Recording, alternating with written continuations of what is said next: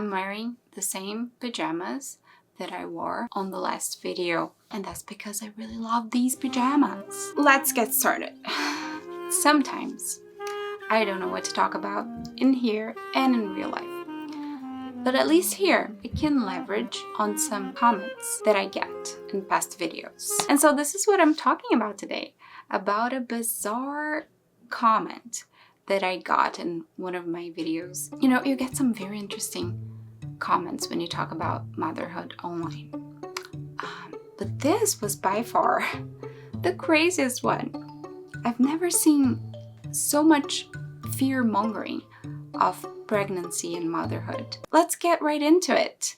I always brace myself for a permanent personality change from those who go through pregnancy, at least. It permanently shrinks your gray matter. I have seen a smaller percentage in my personal life maintain the personality they had before, but unfortunately, I know more that change. Sometimes become seemingly more foggy and less intelligent, not just during pregnancy or right after, permanently, or even more easily hostile, as if they suffered a TBI, traumatic brain injury. It sucks, but now when a coworker I loved becomes pregnant, I accept they may never be that same person again.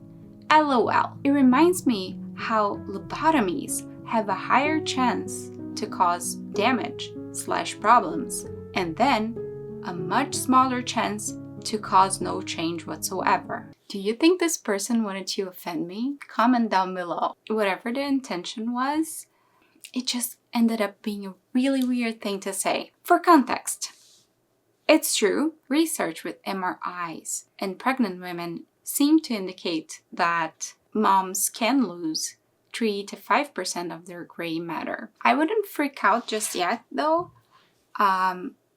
because it seems to be an adaptive change to help moms be more responsive to their infants. Although we don't really know for sure why that happens. You know, in nature, things usually have a purpose. So I would bet that there is a good reason for that. And it's not like, you know, nature wanted moms to be dumber. Unless being dumber would help with our offspring outcomes, you know, which I doubt. I doubt that's the case. You need to be at least a little bit competent to keep an infant alive and, you know, have your offspring thrive and the species to go on and on and on. So that fact doesn't scare me, doesn't offend me.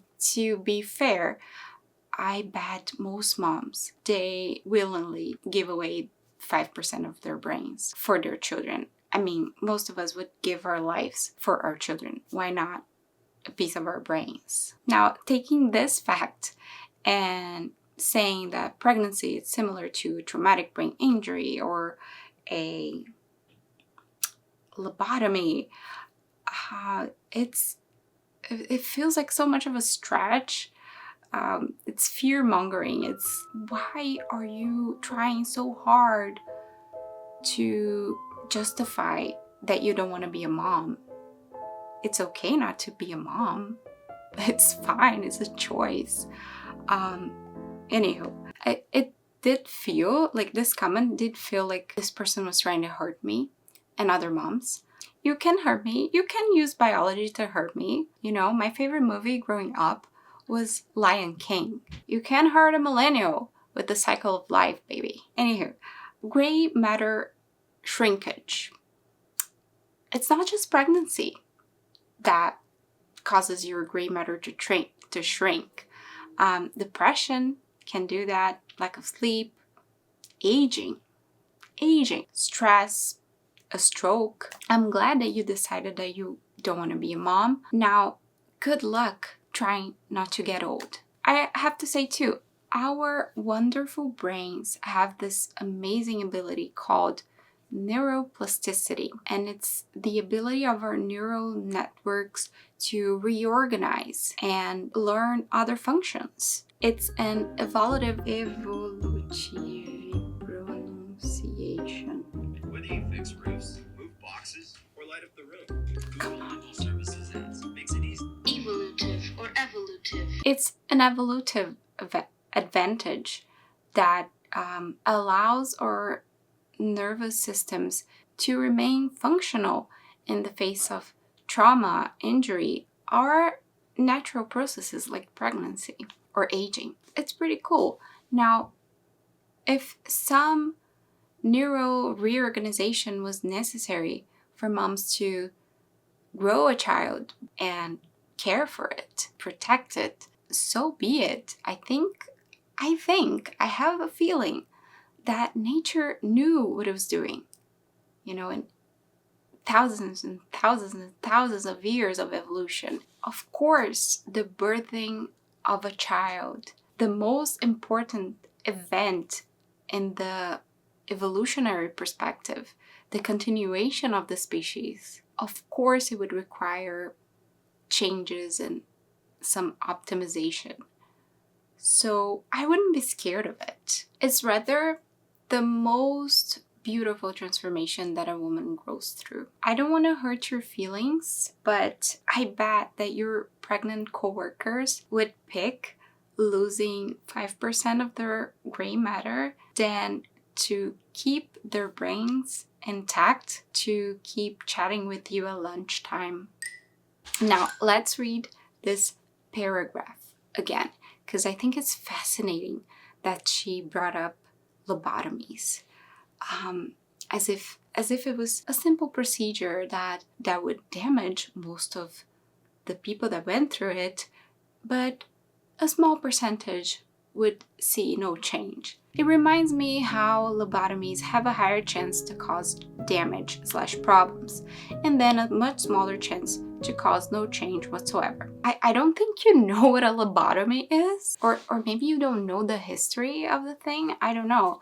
But for those of you who don't know, lobotomies were a surgical intervention to severe conditions like depression or schizophrenia, dating back to the 1930s.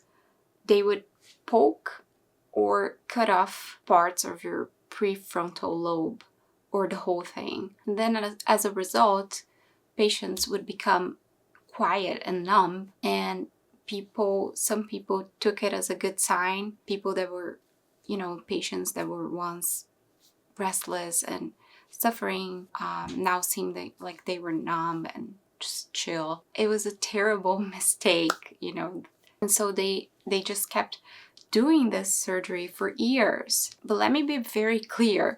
There is no success rate. There is no change. Deliberately cutting off someone's prefrontal cortex is guaranteed to fail 100% of the time. The prefrontal cortex is the area of the brain responsible for long-term planning, for self-control, for delayed gratification, for so many important things. Some people even call it our souls, because it seems like it's what makes us different from other animals. And I don't mean it like other animals are less important.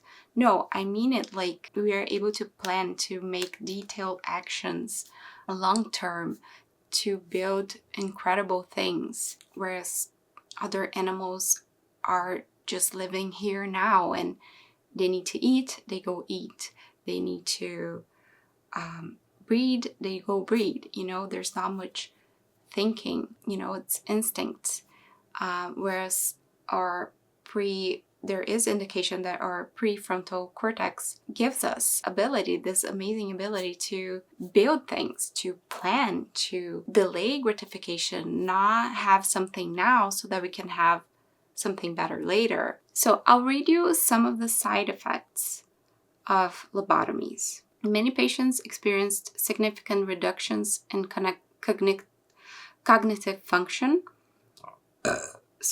affecting memory, reasoning, problem-solving abilities. Patients often became apathetic or emotionally flat, losing interest in activities and relationships that were once meaningful to them. Some individuals exhibited drastic changes in personality, becoming more docile or compliant, which could lead to loss of autonomy. A number of patients developed seizures post-surgery, which could further complicate their health and quality of life. Some experienced issues like incontinence, loss of motor skills, or difficulties with coordination. The changes in behavior and personality often led to difficulties in social interactions, resulting in increased isolation.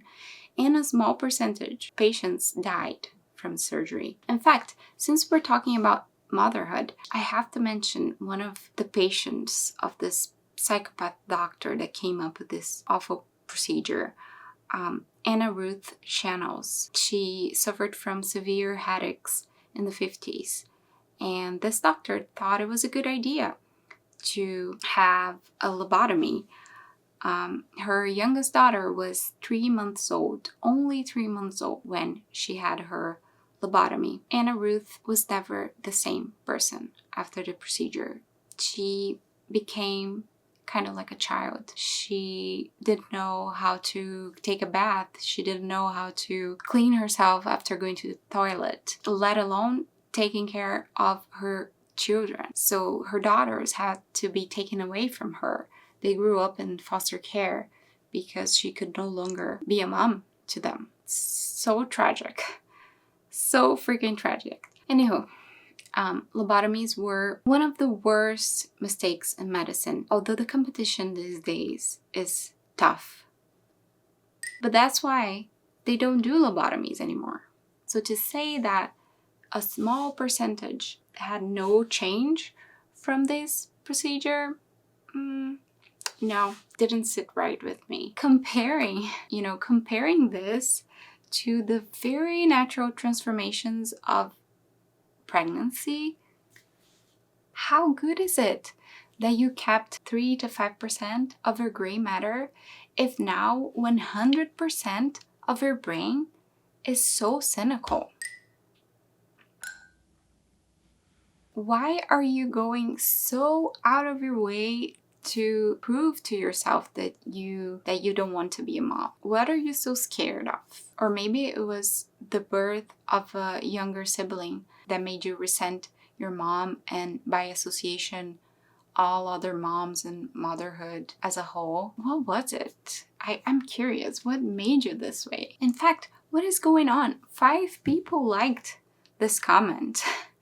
A lot of women despise motherhood now, and it's crazy. And I don't mean it that it's crazy that some people don't want to be moms, some women don't want to be moms. That's fine, but like, you can not want to be a mom and yet not despise other moms. You know what I mean? Not despise people that want a different thing that you do. Now, look at this other comment that I got on the same, in the same thread.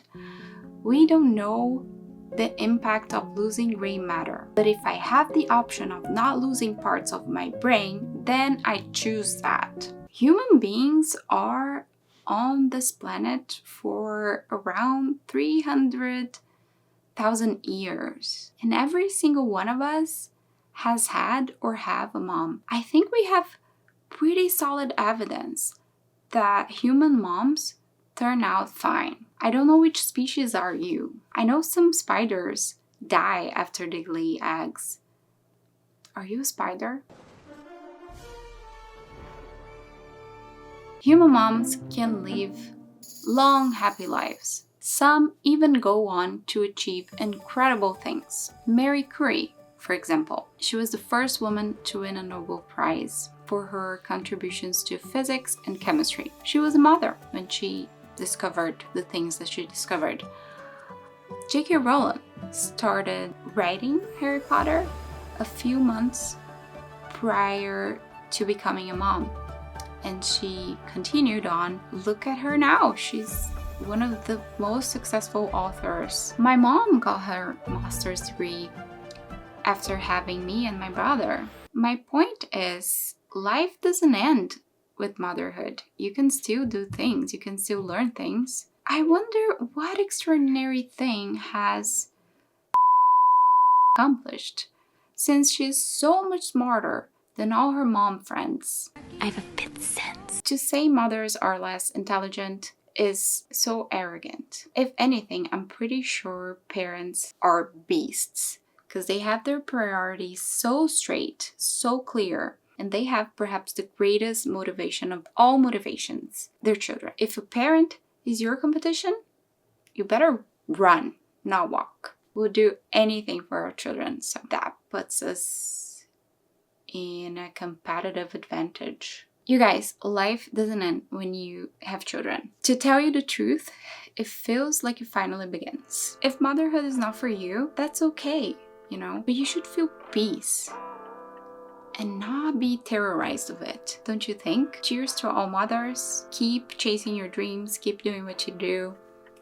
And also cheers to all the sensitive, not bitter, not resentful, child-free people. I love those of you that love and cherish children, even though you don't want them. This is the way. Thank you for watching. Like and subscribe. I'm trying to become a YouTube partner. And please leave me a comment down below. Anyway, see you on the next one. Bye.